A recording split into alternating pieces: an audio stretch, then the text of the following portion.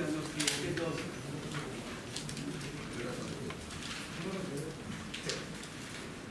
Vaidica trustee Father Dr. Jones Abraham Conan,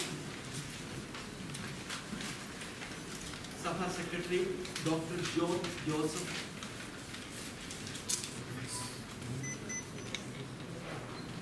Charama Pachida Givergisde Bavide, Charama Jubilee Ahosha Committee Convener Father John Shankarathil, Managing Committee Angam Sri A.K. Joseph, ബഹുമാന്യരെ പ്രിയപ്പെട്ടവരെ, Malankara orthodox സുറിയാനി സഭയുടെ പേരിൽ ഏവരെയും ഈ മാധ്യമ സംഗമത്തിലേക്ക്, സുഹൃത്ത് സമ്മേളനത്തിലേക്ക് പരിശുദ്ധ ബാവായുടെ പേരിലും സഭയുടെ പേരിലും സ്വാഗതം ചെയ്യുന്നു.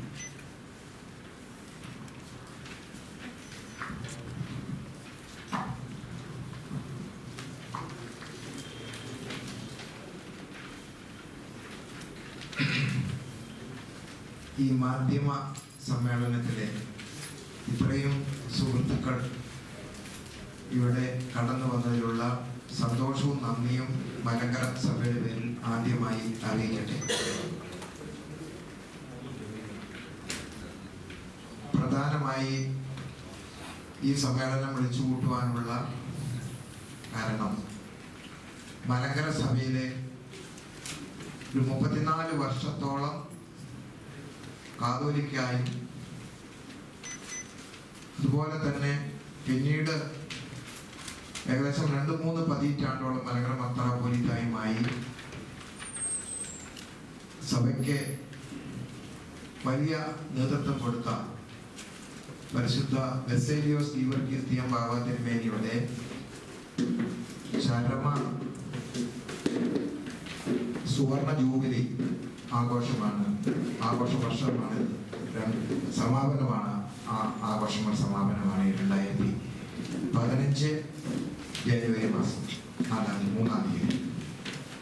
ആ പരിശുദ്ധ പിതാവ് മലങ്കര സഭയെ അതിൻ്റെ എല്ലാ തലങ്ങളിലും ആത്മീയമായും മറ്റ് ഭൗതികമായും ഒക്കെ നയിച്ച് എല്ലാവരുടെയും, പ്രത്യേകിച്ച് മലങ്കര സഭയിലെ എല്ലാ വിശ്വാസികളുടെയും, മലങ്കര സഭയ്ക്ക് പുറത്തുള്ള അനേക ആളുകളുടെയും മനസ്സിലെ അദ്ദേഹം ഒരു മഹാപരിശുദ്ധനും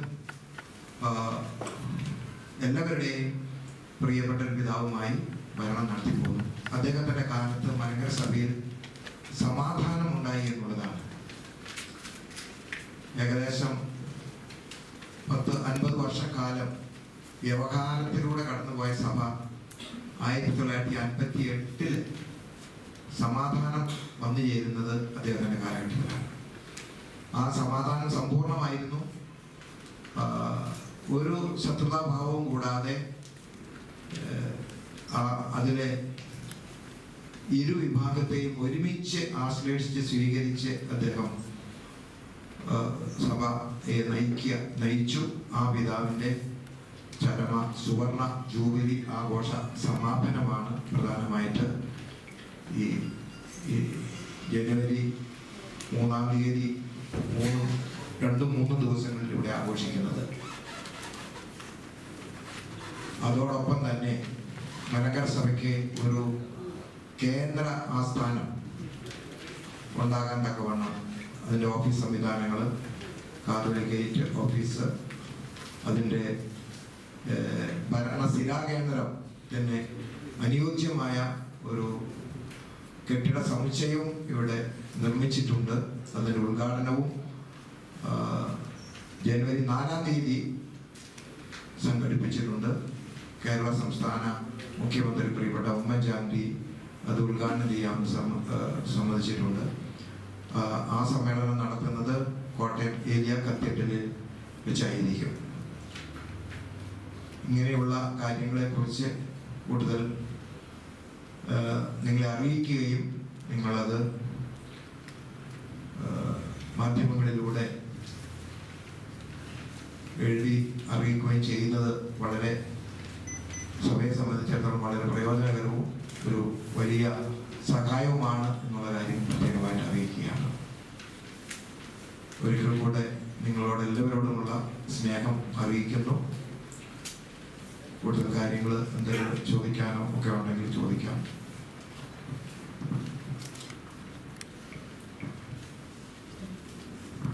മലങ്കര സഭയുടെ ചരിത്രത്തിൽ സുപ്രധാനമായിട്ടുള്ള ഒരു നേതൃത്വം വഹിച്ച ആളാണ് കാര്യം ചെയ്ത പരിശുദ്ധ ഗീവർഗീസ് ലീയൻ ബാവ.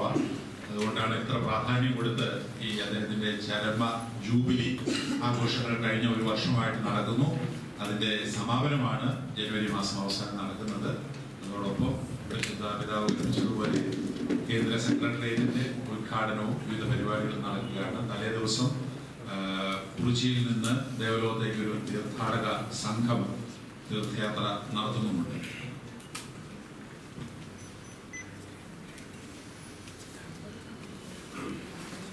സഭ ഐക്യം സാധ്യമാക്കിയ മഹാനായ പിന്നീട് വീണ്ടും എവിടെയൊക്കെയോ ഐക്യത്തിന്റെ രേഖകൾ ദേശീയ പാത്രീസ് ഇതിന്റെ ചില സമീപനങ്ങളൊക്കെ സഭ ഐക്യത്തിനുള്ള എന്തെങ്കിലും സൂചനകൾ ശുഭസൂചനകൾ എന്തെങ്കിലും പോകും? മലങ്കര സഭ എന്നും ഐക്യത്തെ സ്വാഗതം ചെയ്യുന്നു. പ്രത്യേകിച്ച് ഈ സഭ ഒരുമിച്ച് കാര്യങ്ങൾ ഒരുമിച്ച് നിന്ന് പ്രവർത്തിക്കുന്നതാണ് അഭികാമ്യം. അതിനായിട്ട് അങ്ങേയറ്റം ആഗ്രഹിക്കുകയും അതിൻ്റെ മോഡസ് ഓപ്പറാൻഡിയെ കുറിച്ച് കൃത്യമായിട്ടൊന്നും രൂപരേഖയായിട്ടില്ലെങ്കിലും ആ സമാധാനം എന്നുള്ള സ്വപ്നം ഇപ്പോഴും കാത്ത് സൂക്ഷിക്കുകയും അതിനായിട്ട് ആഗ്രഹിക്കുകയും ചെയ്യുന്നു. ഇതിനു മുമ്പ് ഒരു കൂട്ടിച്ചേരൽ നടത്തിക്കൊള്ളട്ടെ. പുതിയ പാത്രീസ് ബാവ സമാധാനത്തിന് വേണ്ടി കാക്ഷിക്കുന്നു എന്ന് നിങ്ങൾ പറയുന്നു. അത് നിങ്ങൾ പത്രങ്ങളിലും ഒക്കെ എഴുതി കണ്ടതല്ലാതെ ഞങ്ങൾക്ക് നേരിട്ട് യാതൊരു ആഹ്വാനവും ഇതുവരെയും ലഭിച്ചിട്ടില്ല. നേരിട്ട് സമാധാനത്തിന് വേണ്ടി എന്തെങ്കിലും ചെയ്യണമെന്നോ അല്ലെങ്കിൽ ഇന്നത് ചെയ്യാൻ ഞാൻ ആഗ്രഹിക്കുന്നു എന്നോ ഒന്നും ഞങ്ങൾക്ക് യാതൊരു നിർദ്ദേശവും ഒന്നും ലഭിച്ചിട്ടില്ല. അപ്പൊ അത് ലഭിക്കാതെ അതിനോട് എങ്ങനെയാണ് പ്രതികരിക്കുന്നത് എന്നുള്ളതിനെ കുറിച്ച് പറയാനും ബുദ്ധിമുട്ടുണ്ട് എന്നുള്ളതേ ഉള്ളൂ. സമാധാനത്തെ ഒരിക്കലും ഓർത്തഡോക്സ് സഭ നെഗറ്റീവായിട്ട് കണ്ടിട്ടില്ല. സമാധാനാലോചന ഉള്ളതെന്ന് വന്നാലും സാധിക്കുന്ന വിധത്തിൽ ചില തത്വങ്ങൾക്ക് അടിസ്ഥാനപ്പെടുത്തിക്കൊണ്ട്, അല്ലാതെ എങ്ങനെയും സമാധാനം എന്ന് ഞങ്ങൾ ഇതുവരെ പറഞ്ഞിട്ടില്ല. അത് പറഞ്ഞതുകൊണ്ട് പ്രയോജനവും ഉണ്ടാവുകയില്ല എന്നുള്ളത് നമുക്കറിയാം.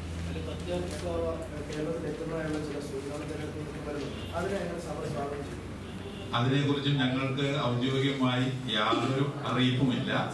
പാത്രീസ് ബാവ വരുന്നു എന്നും വരവ് ക്യാൻസൽ ചെയ്തു എന്നും ഒക്കെ പത്രങ്ങളിൽ കാണുന്നു. അതൊക്കെ എല്ലാവരും വായിക്കുന്നത് പോലെ ഞങ്ങൾ വായിക്കുന്നു എന്നല്ലാതെ അതിൽ കൂടുതൽ യാതൊരു അറിവും ഞങ്ങൾക്കില്ല. അല്ല, അതിന് ഞങ്ങൾ സ്വാഗതം ചെയ്യുകയോ നിഷേധിക്കുകയോ ഒന്നും ചെയ്യുന്നില്ല. അദ്ദേഹം വരികയോ പോവുകയോ അത് മറ്റൊരു വശത്തോട് നമുക്ക് നേരിട്ട് ഞങ്ങൾ അതിൽ ഇംപ്ലൈഡ് അല്ല. ഞങ്ങളോട് എന്തെങ്കിലും എഴുതുകയോ അറിയിക്കുകയോ ചോദിക്കുകയോ എന്തെങ്കിലും ചെയ്യുന്നുവെങ്കിൽ ഞങ്ങൾ അതിൽ ഇംപ്ലൈഡ് ആവേണ്ട ആവശ്യമുള്ളൂ. അത് വരുന്നുവെങ്കിൽ അദ്ദേഹം വന്നാൽ കേരളത്തിൽ വന്നാൽ ഏതെങ്കിലും ഒരു പൊതുവേദിയിലെങ്കിലും വെച്ച് ഇരു സഭകളുടെ നേതാക്കൾ അല്ലെങ്കിൽ അതിന്റെ അധ്യക്ഷന്മാരും കാണാനുള്ള സാധ്യതയൊന്നും എടുത്തില്ല. മഞ്ഞ് ഒഴുകാനുള്ള സാധ്യതകളുണ്ടല്ലോ. അന്ത്യോക്യ തന്നെ ഇരുന്ന് ഏതായാലും മഞ്ഞ് ഒഴുകത്തില്ല. അല്ല, അത് ആ സന്ദർഭം ഏത് വിധത്തിലാണ് കൈകാര്യം ചെയ്യേണ്ടത് എന്ന് ഒരു മുൻവിധിയോടെ പറയാൻ സാധിക്കുകയില്ല. സിറ്റുവേഷൻ അനുസരിച്ചിട്ട് സമാധാന ശ്രമങ്ങൾ മറ്റിടത്ത് നിന്ന് തമ്മിലേക്ക് വരണം നമ്മൾ കാത്തിരിക്കുന്ന നമുക്ക് സമാധാനം 1958 ഉണ്ടാകാൻ എല്ലാ ശ്രമങ്ങളും ചെയ്തത് മലങ്കര ഓർത്തഡോക്സ് സഭയാണ്. പിന്നീട് എങ്ങനെയാണ് നഷ്ടപ്പെട്ടത് എന്ന് മലങ്കര സഭ ഓർത്തഡോക്സ് സഭയ്ക്ക് അതിനെക്കുറിച്ച് കൃത്യമായ ധാരണയില്ല. കാരണം മലങ്കര സഭയിൽ സമാധാനം നഷ്ടപ്പെടാൻ ഓർത്തഡോക്സ് സഭ ആഗ്രഹിച്ചിട്ടുമില്ല, ഒന്നും ചെയ്തിട്ടുമില്ല. അപ്പോൾ ആ സമാധാനം പുനഃസ്ഥാപിക്കാനുള്ള മുൻകൈ എടുക്കേണ്ടത് പരിശുദ്ധ പാത്രീസ് ബാവത്തിന് വേണ്ടി തന്നെയാണ് എൻ്റെ വിചാരം.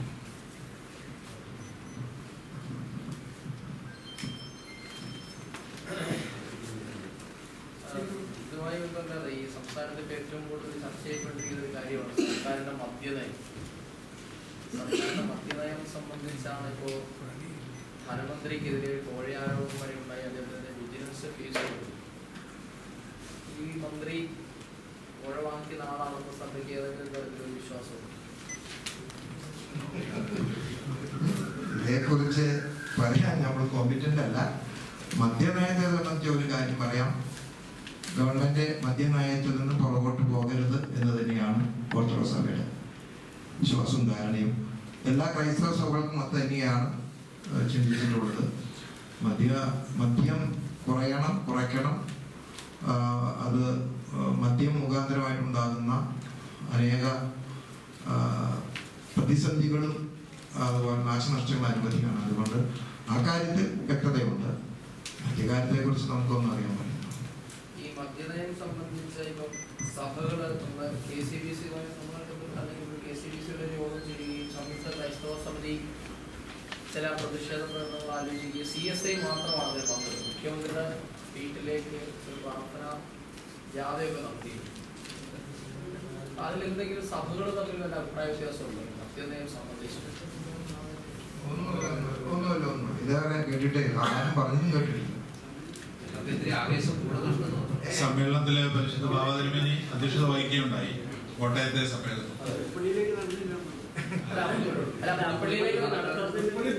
നമ്മൾ പങ്കെടുത്തില്ലല്ലോ.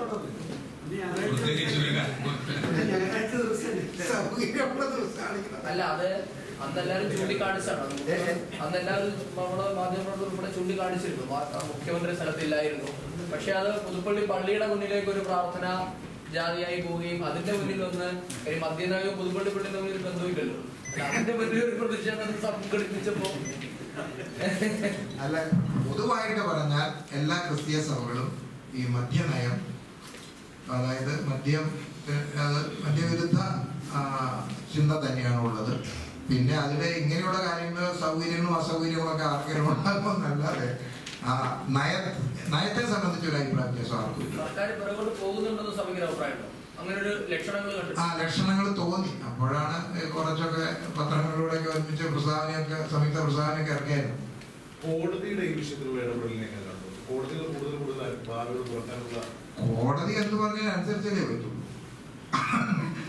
കോടതി ചെയ്ത് ശരിയല്ല എന്നൊക്കെ നമുക്ക് പറയാൻ നിവൃത്തിയില്ല. പക്ഷെ ഈ മനുഷ്യന്റെ നിത്യനാശത്തിന് മദ്യം ഏറെ അത് കാരണമായി തീരുന്നു എന്നുള്ളതിൽ നമ്മൾ ചിന്തിക്കേണ്ടതാണെന്ന് എനിക്ക് പറയാം. ഈ കോടതിക്ക് ഇടപെടാൻ തക്കവണ്ണം സർക്കാർ അനുകൂല സാഹചര്യം ഉണ്ടാക്കും. അതിനെക്കുറിച്ച് പറയാൻ വേണ്ട. കാരണം ചിലപ്പോൾ അങ്ങനെ ആയിരിക്കാം. കാരണം പറയേണ്ടത് പറയാതിരുന്നാലും കോടതി ചിലപ്പോ പലതും പറയേണ്ടിയിരിക്കും. അതേക്കുറിച്ച് പറഞ്ഞുകൂടാ. പക്ഷെ മദ്യം വിളമ്പി രാജ്യത്തെ നന്നാക്കാമെന്ന് വിചാരിക്കുന്നില്ല. പ്രായോഗികമായിട്ട് മദ്യനിരോധനം കൊണ്ട് മദ്യ ഉപയോഗം അല്ലെങ്കിൽ മദ്യാസക്തി ഇല്ലാതാക്കാൻ അതായത് ഇത് എങ്ങനെയാണ് നയം നടപ്പിൽ വരുത്തേണ്ടത് എന്ന് ഭരണകൂടം തന്നെ നിശ്ചയിക്കേണ്ടത്. ഭരണകൂടം ശരി ആത്മാർത്ഥതയോടെ നിശ്ചയിച്ചാൽ കാര്യങ്ങൾ നടക്കും.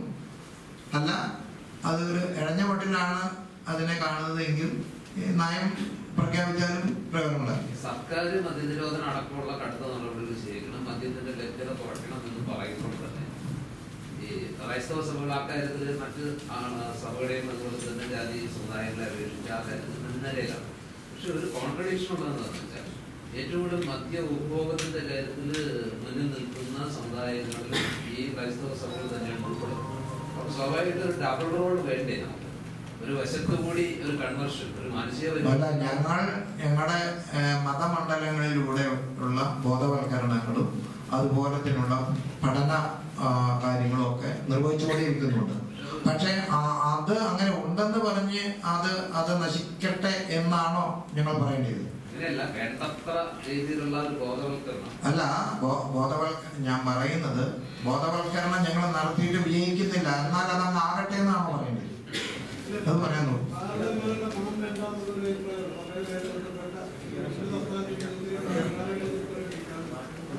ഇത് ആരാണ് മദ്യപൻ എന്നുള്ളതിനെ കുറിച്ച് നമ്മൾ ലിസ്റ്റ് ചെയ്തിട്ടൊന്നുമില്ല. പക്ഷെ ഈ മദ്യത്തിന്റെ വിഷയത്തില് സഭയും ഓർത്തഡോക്സ് സഭയാണെങ്കിലും ഈ കാര്യത്തിൽ ആ കാര്യത്തിൽ വളരെ അകന്ന് തന്നെയാണ്. ഈ മദ്യനയ വിഷയത്തിൽ സുധീരൻ പാർട്ടികൾ ഒറ്റപ്പെടുന്നതായിട്ടുള്ള ഒരു തോന്നലുണ്ടായിരുന്നു. KPCC പ്രസിഡന്റ് എന്തൊരു രാഷ്ട്രീയം നമുക്കറിയാം. നിരീക്ഷിക്കുന്ന ഒരു സർക്കാരിന് പാർട്ടിയിൽ നിന്നും മന്ത്രിസഭയിൽ നിന്നും വേണ്ടത്ര പിന്തുണ കിട്ടുന്നുണ്ട് ഈ മദ്യനയം നടപ്പാക്കാൻ. അത് നിങ്ങളെ പറയുന്നു. അതെ, ഞാൻ പറഞ്ഞത് അങ്ങനെ വെളിയിൽ നോക്കുമ്പോൾ അങ്ങനെ ഒരു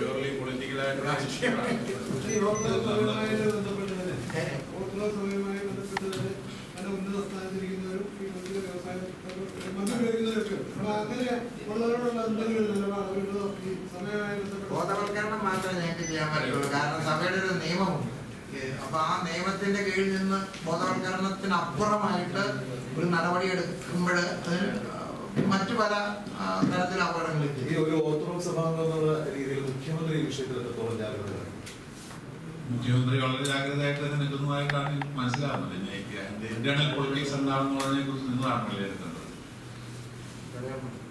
പിന്നെ ഈ പൊതുപ്രവർത്തകരുടെ ഇടയിൽ മുമ്പൊരിക്കലും ഉണ്ടാകാൻ പറ്റുന്ന ഈ അഴിമതി ഭയങ്കരമായിട്ട് ഈ കേരളവുമായി ബന്ധപ്പെട്ട ഓടാനും നടക്കും.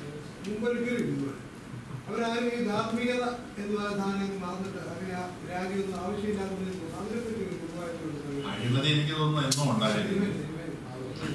അഴിമതി വാല്യൂസ് എപ്പോൾ ദുർബലമാകുന്നുവോ അവിടെ അഴിമതി വർദ്ധിച്ചുകൊണ്ടേയിരിക്കും. ലോകത്തിലെല്ലായിടത്തും അതാണ് കാണുന്നത്.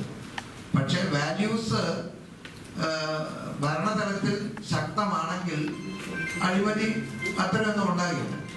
പ്രതിസന്ധി എന്ന് പറയുന്നത് ഇന്നത്തെ ഈ ഉപഭോഗ സംസ്കാരവും ഇന്നത്തെ ഈ ധനത്തോടുള്ള ആർത്തിയും ശക്തമാകുമ്പോൾ ഈ പറയുന്ന അഴിമതിയൊക്കെ അങ്ങ് വരികയാണ്. ഗവൺമെന്റിനും ആ കാര്യം അറിയാമെന്ന് വരും. പക്ഷെ അതൊരു ബോധവൽക്കരണം നല്ലതുപോലെ ആവശ്യമുണ്ട്. ഭരണകൂടം ആത്മാർത്ഥമായിട്ട് ശ്രമിക്കണം. എങ്കിൽ മാത്രമേ ഈ വക കാര്യങ്ങളിൽ നമുക്കൊരു പൂർണ്ണ വിജയത്തിൽ എത്തിച്ചേരാൻ ഒക്കുള്ളൂ എന്നാണ് എനിക്ക് തോന്നുന്നത്. താമരശ്ശേരി രൂപതാംശമെന്ന് പറഞ്ഞ മാണി പിന്നീട് പ്രസ്ഥാനം തിരുത്തിക്കും അദ്ദേഹം ആദ്യം പറഞ്ഞത് മാണി കോഴ വാങ്ങിയിട്ടുണ്ട് എന്നുള്ള ഒരു നിഗമനത്തിലേക്ക് എത്തേണ്ട ഒരു സാഹചര്യമാണ് ഇപ്പൊ നിലവിലുള്ളതാണ്. അപ്പൊ ഇപ്പൊ കേസ് കൂടെ വന്ന സാഹചര്യത്തിൽ എങ്ങനെ കാണുന്നു? ഇപ്പൊ കിക്ക് വെരിഫിക്കേഷനും ഒക്കെ മാണിക്ക് പ്രതികൂലമായ തെളിവുകൾ വന്ന സാഹചര്യത്തിലാണ് അടുത്ത നടപടിയിലേക്ക് വിജിലൻസ് കാണുന്നത്. ഈ ഒരു വിഷയത്തിൽ അല്ലെങ്കിൽ എങ്ങനെ കാണുന്നു? ഈ രാഷ്ട്രീയ നേതാക്കന്മാരെ സംബന്ധിച്ച് അവരത് ചെയ്തോ ചെയ്തില്ലേ എന്ന് നമുക്ക് ദൂരെ നിന്ന് ഒന്നും പറയാൻ സാധിക്കില്ല. പക്ഷെ തെളിവുകളിലൂടെ വരുമ്പോൾ പിന്നെ അതിനെ നമുക്ക് തള്ളാൻ പറ്റും. ഭരണാധികാരികൾ അത്തരം ഒരു ആരോപണം ഉണ്ടായപ്പോൾ മാറി നിൽക്കുന്ന ഒരു മുൻകാല പാരമ്പര്യമായിരുന്നു കേരളത്തിൽ ഉണ്ടായിരുന്നത്. മുമ്പ് ചോദിച്ചതുപോലെ ആ ധാർമ്മികത ഇല്ലാത്തതിന്റെ കുഴപ്പം കൊണ്ടാണ് ഇവരായി മാറി നിൽക്കാത്തത്. ഈ ആഗ്രഹ മതപരിവർത്തനം സംബന്ധിച്ച് പാർലമെന്റ് വലിയ ചർച്ചയും നിർബന്ധിത പരിവർത്തനം ശരിയല്ല. അതായത് ഇവിടെ മതസ്വാതന്ത്ര്യവും മതനിരപേക്ഷതയും ഉണ്ടാകണം. അതുകൊണ്ട് നിർബന്ധിതമായിട്ട് മതപരിവർത്തനം നടത്തുന്നുണ്ടെങ്കിൽ അത് ശരിയാണെന്ന് എനിക്ക് വിചാരില്ല. എന്നാൽ മതസ്വാതന്ത്ര്യം ഉണ്ടായിരിക്കുകയും വേണം. ഇതാണ് എനിക്ക് പ്രശ്നം.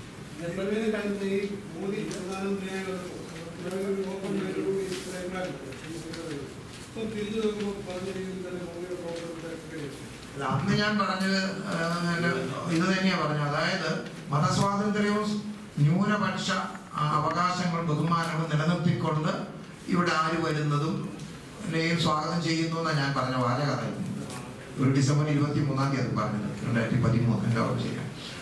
അത് തന്നെയാണ് ഇപ്പോഴും പറയുന്നത്. പക്ഷെ അത് ചിലയിടത്തൊക്കെ ലംഘിക്കപ്പെടുന്നുണ്ടെങ്കിൽ ഗവൺമെന്റ് ആ കാര്യത്തിൽ കൂടുതൽ ശ്രദ്ധിക്കണം.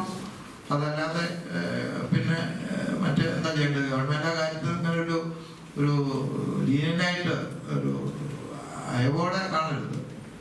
കാരണം അനേക മതവിശ്വാസികൾ, വ്യത്യസ്ത മതങ്ങളുള്ളൊരിടമാണ് ഭാരതം. അതുകൊണ്ട് എല്ലാവർക്കും ജീവിക്കാനും എല്ലാവർക്കും പിന്നെ ഈ ഭരണഘടന നൽകുന്ന സ്വാതന്ത്ര്യം ലഭിക്കുകയും മതപരിവർത്തനത്തിനൊപ്പം തന്നെ അത് നടക്കുന്നു. പലയിടത്തും പ്രശ്നം വരുന്നു, പാർലമെന്റിൽ ബഹളം ഉണ്ടാകുന്നു, സഭ സ്ഥാപിക്കുന്നു. ഒപ്പം ഡൽഹിയിൽ സമീപകാലത്ത് 2 പള്ളികൾ വളരെ ഭീകരമായ രീതിയിൽ ആക്രമിക്കപ്പെടുകയും ചെയ്തു. ഇതിനെല്ലാം കൂട്ടുവായി കിട്ടിയതില്ലേ?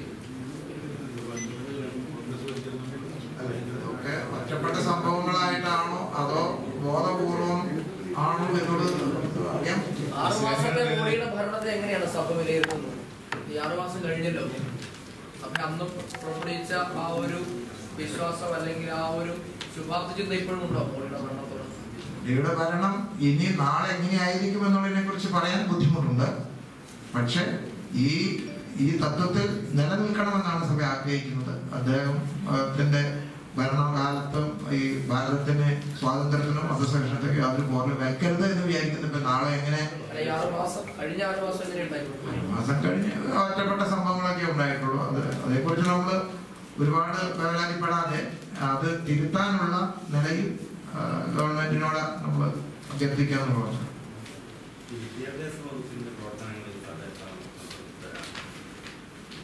വിദ്യാഭ്യാസ വിഷയങ്ങള് ഇപ്പോഴും പറഞ്ഞു കിടക്കുക. അത് ഗവൺമെന്റ്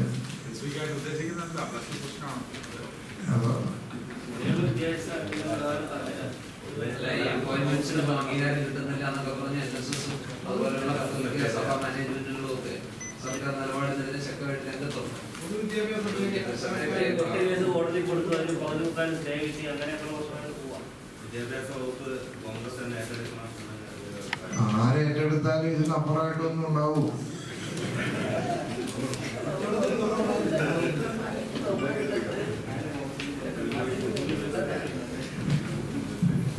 ഗവൺമെന്റ് ഇതിൽ അനിശ്ചിതത്വം അവസാനിപ്പിക്കാൻ മുന്നോട്ട് വരുന്നു. വിദ്യാഭ്യാസ കാര്യത്തിൽ അനിശ്ചിതത്വമുണ്ട്. ഒരുപാട് പേർക്ക് ശമ്പളം കിട്ടായകയുണ്ട്. അപ്പോയിന്റ്മെന്റ് പ്രഖ്യാപിച്ചൊന്നും നടപ്പാക്കിയിട്ടുണ്ട്. അതില് ഒരുപാട് പറഞ്ഞതല്ലാതെ അതൊന്നും കൃത്യമായിട്ട് നടപ്പാക്കുകയോ ടീച്ചേഴ്സ് ബാങ്കിൽ നിന്ന് ഇപ്പം ഉദാഹരണം പറഞ്ഞാൽ പല സ്ഥലത്തും ഈ വേക്കൻസി പുതിയ ആളുകളെ വെക്കാൻ ടീച്ചേഴ്സ് ബാങ്കിൽ നിന്നാണ് വെക്കാൻ അവകാശമെന്ന് പറയുകയും പലപ്പോഴും അങ്ങനെ വെക്കാതിരിക്കുകയും ഒക്കെ ചെയ്യുന്നുണ്ട്.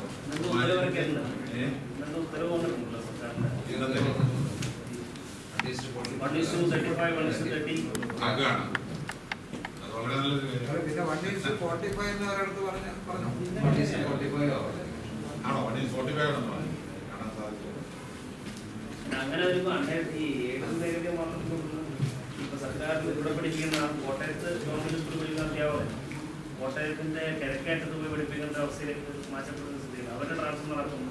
അല്ലാത്ത സ്ഥാപനങ്ങൾ മാനേജ്മെന്റ് സ്ഥാപനങ്ങൾ നടക്കുന്നില്ല എന്നുള്ളത് ആശയക്കുഴപ്പം കൂടി അതിനകത്ത് നിലനിൽക്കുന്നത്. ഒരുപാട് പേർക്ക് ശമ്പളം കിട്ടുന്നില്ല എന്നുള്ളത് വസ്തുതയാണ്. കുറെ അപ്പോയിന്റ് ചെയ്യും, പിന്നെ അത് കുറെ പേർ ശമ്പളം കിട്ടില്ല, അവരുടെ നിലവിളി അങ്ങനെ കഷ്ടത്തിലാണ് പൊതുവിദ്യാഭ്യാസം.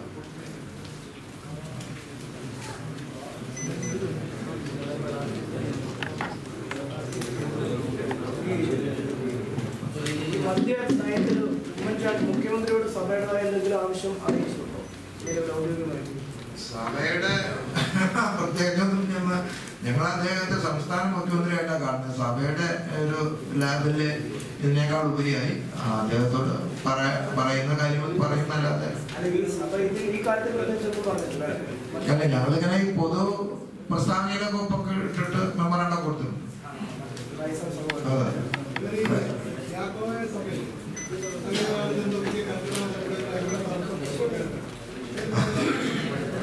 അറിവില്ലേ? നിങ്ങളുടെ അറിവ് തന്നെയാണ് ഞങ്ങൾക്ക്. പത്രങ്ങൾ വായിക്കും. ഈ ഈ ഭരണാധികാരികൾക്ക് നേരെ ആരോപണം വരുമ്പോൾ ജനങ്ങൾക്ക് ഇതിലുള്ള വിശ്വാസം നഷ്ടപ്പെടുന്ന ഒരു സാഹചര്യം കൂടി അതൊരു എങ്ങനെയാണ്? അല്ല, ഈ രാഷ്ട്രീയ പാർട്ടികളിലുള്ള വിശ്വാസം ജനങ്ങൾക്ക് നഷ്ടപ്പെട്ടുകൊണ്ടിരിക്കുന്ന ഒരു കാലമാണെന്നാണ് എൻ്റെ പൊതുവിലുള്ള വികാരം. ഇപ്പോ കോഴ ഉണ്ടോ ഇല്ലയോ നമുക്കറിയാൻ മേല. പക്ഷേ ജനങ്ങൾക്ക് രാഷ്ട്രീയ കാര്യങ്ങളിൽ ഇങ്ങനെയൊക്കെ നടക്കുമ്പോൾ അവരെ സ്തംഭിച്ചു നിൽക്കുക എന്നല്ലാതെ അവർക്ക് എന്ത് ചെയ്യാൻ പറ്റും? അല്ല, ഇങ്ങനെയുള്ള സംഗതി വരുമ്പോൾ സാധാരണക്കാരന് അതിന്റെ സത്യമായ കാര്യങ്ങൾ അറിയില്ല, മീഡിയ പറയുന്ന അവര് വായിക്കുള്ളൂ.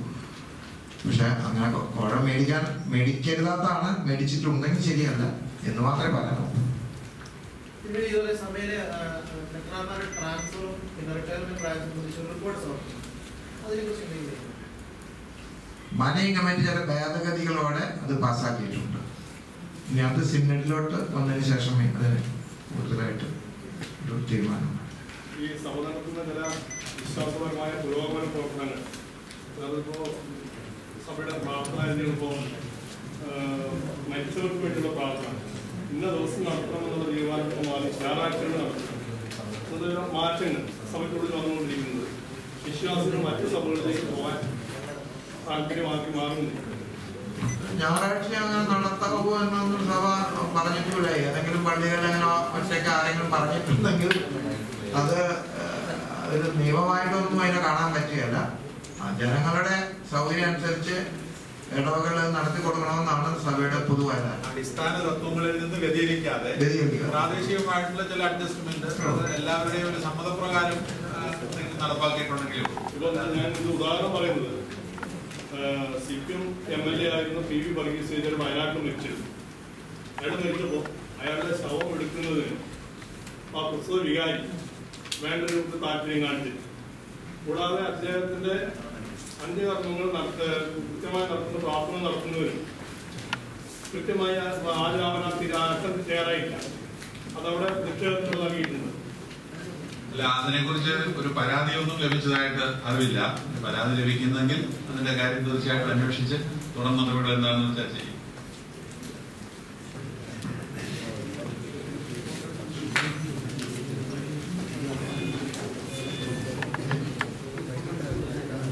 നിങ്ങൾ ഇത്രയും മാധ്യമ സുഹൃത്തുക്കൾ ഒരുമിച്ച് കടന്നു വന്നതിനുള്ള സന്തോഷം അറിയിക്കുന്നു. ക്രിസ്മസിന്റെ ദിവസങ്ങളാണ്.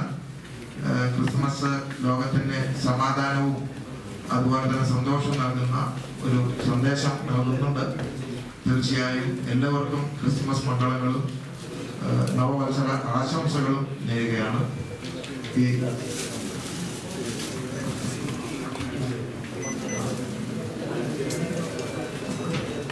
രണ്ട് കാര്യങ്ങൾ. ഒന്ന്, ഈ സർവ്വസാധാരണമല്ലാത്ത ഈ ഒരു സ്നേഹ സമ്മേളനം, അങ്ങനെയാണ് വിളിക്കാൻ എനിക്കിഷ്ടം. ഏതായാലും പരിശുദ്ധ പിതാവ് സ്ഥാനമേറ്റതിന് ശേഷം വളരെ ക്രിയാത്മകമായി സർഗാത്മകമായ പിന്തുണ സഭയുടെ പദ്ധതികൾക്കും പരിപാടികൾക്കും നൽകുന്നുണ്ട്. അതിന് പ്രത്യേകം നന്ദി പറയുന്നു. ഇതിനു മുമ്പ് നടക്കാത്തൊരു കാര്യം ഞാൻ തിരുവേനി അനുവദിച്ചു. നമുക്ക് ഒരുമിച്ച് നിന്നൊരു ഫോട്ടോ എടുക്കുന്നതിന് വിരോധമില്ലെങ്കിൽ എല്ലാവരും കൂടെ ഇങ്ങോട്ടൊന്ന് അടുത്ത് നിന്ന് ഒരു ഫോട്ടോ എടുക്കാം. ഒന്ന്, അത് കഴിഞ്ഞ് തിരുവേനി ക്രിസ്തുമസിൻ്റെതായ ഒരു സമ്മാനം നൽകുന്നുണ്ട്. ഒരുമിച്ച് ആഹാരം കഴിച്ചിട്ട് എല്ലാവരും പോകാവൂ എന്നുകൂടി വിനീതമായ